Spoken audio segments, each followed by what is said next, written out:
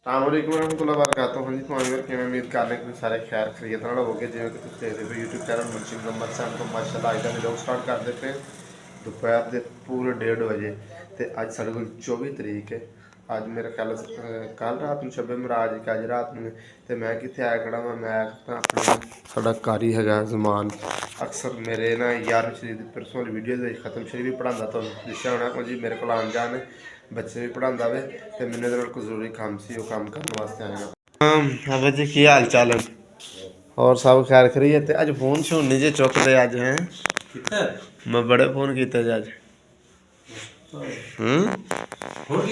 और welcome back वीर next day हो गया जिमें कि कल थोड़े सामने गया था इधर खैरी साहब मिल के वापस हटे हैं। वापस हट गए तो अज सारी ड्यूटी लग गई अस खाले तो खाला अज करना हम साड़ी पे असी काने शाने उत्ते बहुत ज़्यादा ने साड़ के ना तो फिर जो खाले जो ना साफ करना।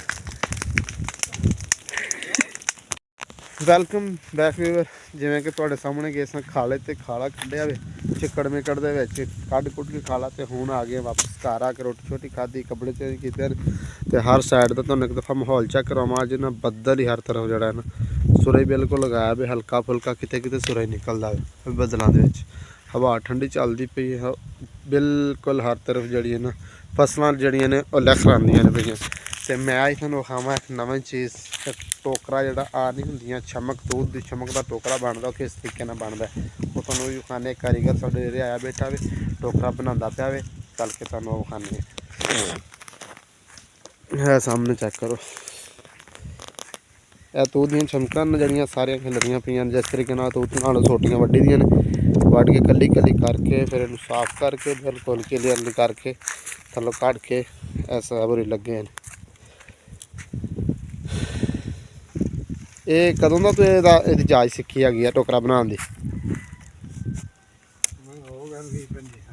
अच्छा 20-25 सालों तो तू टोकरे बंद आ रहे हैं।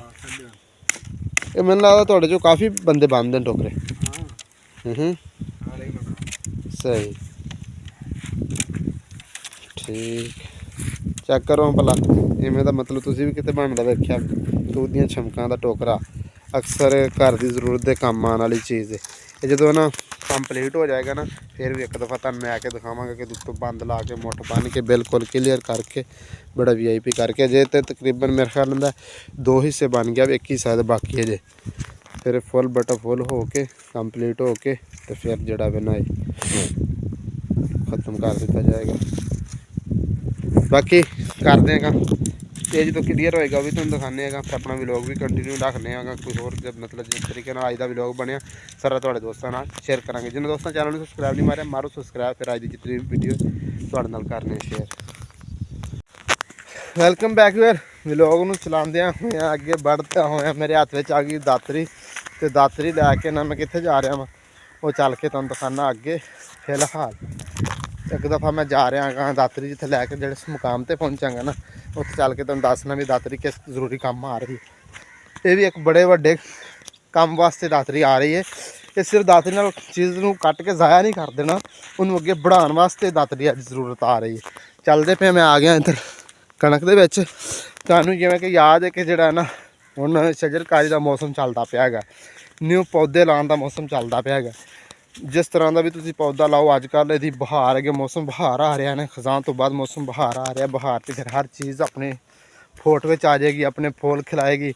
इस तरीके असी भी अज जड़ा ना दातरी ले जा रहे हैं। मैं लैन जा रहा वहाँ गुलाब के बूटियां दियाँ कलमां गुलाबा दी कट रहे हैं उतों वो कट के फिर गुलाब दी जड़ियाँ कलमां लाने तुहानू विखाने किस तरीके लाने पहलों वेख लीए गुलाब सानू मिलते भी नहीं कि नहीं क्योंकि मैं इत्थे वेखे तो है सन चल के तो नज़दीक चल के दिखाने मेरे ख्याल जो खड़े हैं पहुँच आया बस मैं नज़दीक ही फिर तुम दिखाना भी गुलाब दियाँ कलमां अज असां लानियां ए सामने सामने गुलाब के जड़े ना पौधा नज़र आ गया सानू इहदे बड़े ना कंडे भी होंगे ने जिस तरीके देखो फुल लगा गुलाब का इस तरीके दी ना मैं जी कटना वा लम्मियां लम्मियां लगरा फिर इन छोटियां छोटियां कट के फिर जाके असी जड़ा ना उत्थे लाने जिते लाने फिर तुहानू विखाने एक दफ़ा मैं कट लवां फिर वेखने पूरी पूरी जड़ी है ना पूरी पूरी टाणी कट लई ਐਡੀ ਲੰਬੀ ਸਾਰੀ ਇਹਦੇ ਹੁਣ ਜਾ ਕਰਨੇ ਛੋਟੇ ਛੋਟੇ ਟੋਟੇ ਕਰਕੇ ਨਾ ਫਿਰ ਅਸੀਂ ਚੱਲ ਕੇ ਇਹਨੂੰ ਲਾਉਂਦੇ। ਇੱਕ ਟਾਣੀ ਮੈਂ ਹੋਰ ਕੱਟ ਲੈਣਾ ਉੱਥੋਂ ਤਾਂ ਕਿ ਸਾਨੂੰ ਉੱਥੇ ਜਾ ਕੇ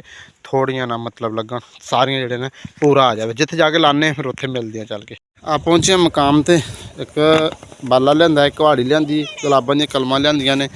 ਇਹ ਸਾਰੀਆਂ ਕੱਟ ਕੇ ਛੋਟੇ ਛੋਟੇ ਕਰਕੇ ਜਿਹੜੀ ਆਹ ਖਾਲੀ ਨਾਲ ਟੂਬਲ ਤੋਂ ਰੱਖ ਕੇ ਜਿਹੜੀ ਇਹ ਜਗ੍ਹਾ ਨਾਲ ਮੈਂ ਤੁਹਾਨੂੰ ਖੜਾ ਹੋ ਕੇ ਦਿਖਾਉਂਦਾ ਵਾ। ਇੱਥੇ ਅਸੀਂ ਨਾ ਨਾਲ ਮੈਂ ਉਹ ਟੂਬਲ ਤੋਂ ਰੱਖ ਕੇ ਇੱਥੋਂ ਤੋੜ ਇੱਥੇ ਤੱਕ ਜਿਹੜੀਆਂ ਨੇ ਗੁਲਾਬਾਂ ਦੀਆਂ ਇਹ ਜਿਹੜੀਆਂ ਨੇ ਕਲਮਾਂ ਲਾਉਂਦੇ। ਇਹ ਹੁਣ ਮੈਂ ਕੱਟ ਲਵਾਂ, ਛੋਟੀਆਂ ਛੋਟੀਆਂ ਕਰਕੇ ਕੱਟਾਂਗੇ। ਕੱਟਣ ਤੋਂ ਬਾਅਦ ਫਿਰ ਤੁਹਾਨੂੰ ਵਿਖਾਉਂਦੇ। Welcome back weaver. ਜਿਵੇਂ ਕਿ ਤੁਹਾਡੇ ਸਾਹਮਣੇ ਮੈਂ ਦਿਆ ਸਾਂ ਆਪਣੀ ਸ਼ਜਰਕਾਰੀ ਸ਼ੁਰੂ ਕੀਤੀ ਹੋਈ ਸੀ। ਗੁਲਾਬਾਂ ਦੀਆਂ ਜਿਹੜੀਆਂ ਹੈਗੀਆਂ ਸਨ ਕਿਉਂ ਬੋਲਦੇ ਨੇ ਕਲਮਾਂ ਲਾ ਰਿਹਾ ਸਾਂ, ਬਸ ਉਹ ਮੈਂ ਲਾ ਲਈਆਂ ਨੇ, ਲੇਕਿਨ ਬਾਅਦ ਵਿੱਚ ਵੀਡੀਓ ਬਣਾਉਣ ਦਾ ਨਹੀਂ ਮਤਲਬ ਟਾਈਮ ਨਹੀਂ ਰਿਹਾ।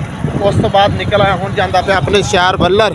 ਇੱਥੇ ਦੇ ਨਾ ਅੱਜ ਤੁਹਾਨੂੰ ਪਤਾ ਕਿ ਸ਼ਬ ਬਰਾਤ ਦੀ ਰਾਤ ਹੈ ਅੱਜ, ਤੇ ਇਸ ਵਜ੍ਹਾ ਤੋਂ ਨਾ ਅੱਜ ਤੁਹਾਨੂੰ ਪਤਾ ਕਿ ਜ਼ਰੂਰੀ ਚੀਜ਼ਾਂ को ख़त्म शरीफ भी दवाना होंगे, इस वास्ते को सौदा सलब की भी जरूरत सी। इस वजह तो फिर अचानक मैनू आना पै गया अपने शहर वल्लर। हुण चलते पे शहर वल्लर, अपने जेडे कोई निक्के मोटे सौदा सलब लेने लैके फिर इंशाल्लाह वापसी हटने। वापसी चल के तुहानूं दिखाने कि वो किस तरह लगदियां ने। सॉरी मतलब ला तो मैं लईयां ने भी लगियां होईयां किस तरतीब दियां लगदियां पईयां, वो किस जगह ते लाईयां ने। सारा चल के वापस तुहानूं घर आके मिलदे। एक बारी शहर वाले काम कार जेडे ने ना ये क्लीयर कर लईए। मौसम अज सुबह का ना चस दा निकलिया कोई नहीं हैगा, असान आन लग पई है। ठीक है, फिर अजान तो बाद मिलते हैं। पहली बार पहुंचे अपने शहर वल्लर। सब तो पहले तुहानूं शहर का विछावां माहौल। माशाअल्लाह अज हर तरफ बिल्कुल जड़ा ना रश ही रश है, हर तरफ जिधर देखो बिल्कुल। इधर मेरे बैक साइड से गोशत से रश चेक करो, हर तरफ बिल्कुल रश है। चेक ये सिर्फ शबे बरात की रात वास्ते जड़ा लोगों ने अज शाम को खत्म करवाने वास्ते गोशत के इन्ना रश है, हर तरफ बिल्कुल रश है।